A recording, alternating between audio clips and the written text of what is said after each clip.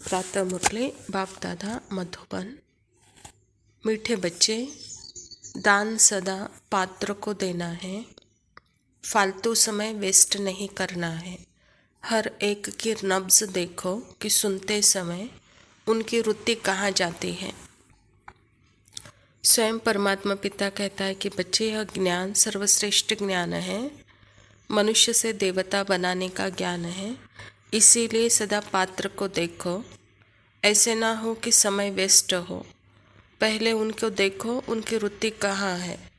अगर रुचि चित्त शांत स्थिर एकाग्र है, सुनते हैं, तो वहाँ पे दान करो, कहता बाबा। प्रश्न है, पावन दुनिया में चलने के लिए तुम बच्चे बहुत भारी परहेज करते हो, तुम्हारी परहेज क्या है?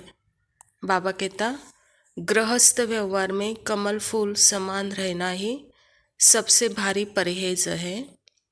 हमारा त्याग है सारी बेहद की पुरानी दुनिया का।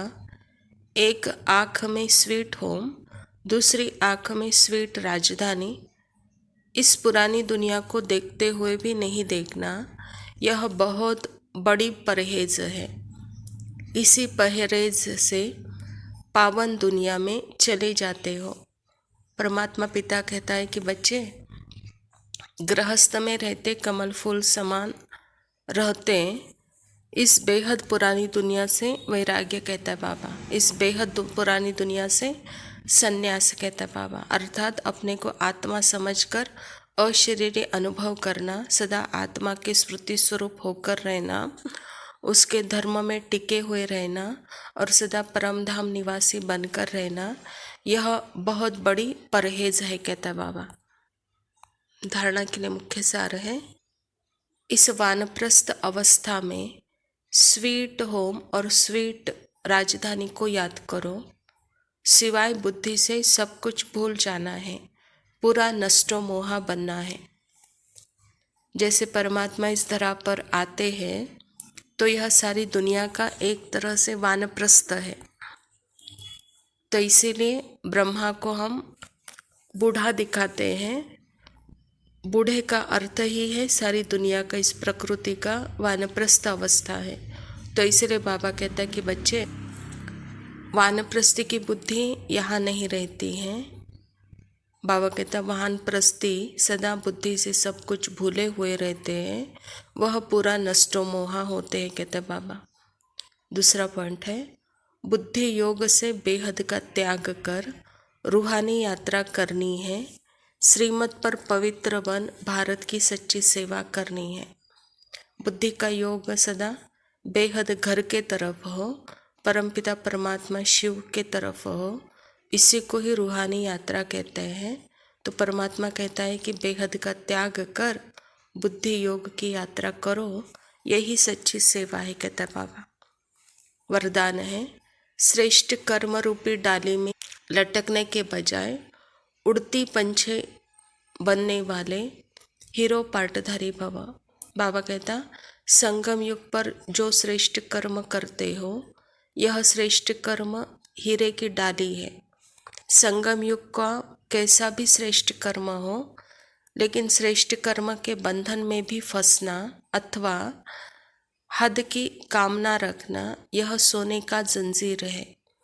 इस सोने की जंजीर अथवा हीरे की डाली में भी लटकना नहीं है, क्योंकि बंधन तो बंधन है। इसीलिए बाप दादा सभी उड़ते पंछियों को स्मृति दिलाते हैं कि सर्व बंधनों अर्थात हदों को पार कर हीरो पाटधारी बनो। बाबा कहता, संगम पर जो भी कर्म करते हो वह सदा ही श्रेष्ठ है।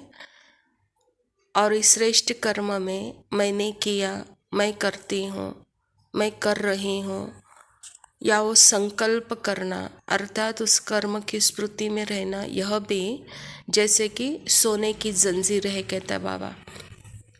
बाबा कहता है, इस सोने की जंजीर से भी बच्चे उड़ो। और यही स्मृति में परमात्मा दिलाते हैं कि एक आत्मा हो, आप पार्टधारी हो।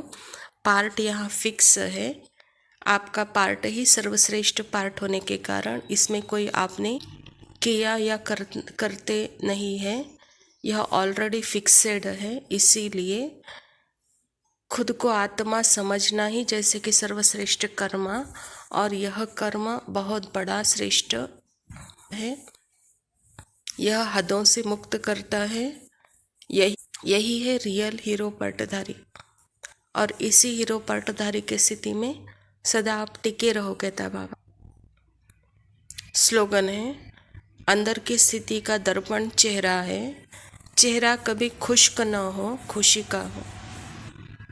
परमात्मा पिता चाहता है कि बच्चे, आपकी रूहानियत है तो जैसे कि आपके चेहरा खुशी से खिला हुआ होगा, लेकिन देहाभिमान है तो वहाँ चेहरा खुश्क होगा, कहता बाबा। अच्छा, मीठे मीठे सिकिलदे बच्चों प्रति माता पिता बाप दादा का याद, प्यार और गुड मॉर्निंग। रूहानी बाप की रूहानी बच्चों को नमस्ते। हम रूहानी बच्चों की रूहानी बाप दादा को याद, प्यार और नमस्ते।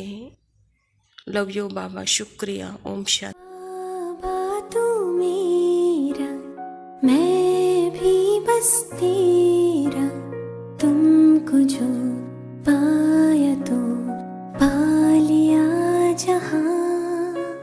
तू है तो दिन है, तू नहीं तो रात है, करता है मेरा ये दिल तेरा शुक्रिया। तू जो मिला लो हो गया मैं काबिल, तू जो मिला तो हो गया सब हासिल। हाँ, मुश्किल नहीं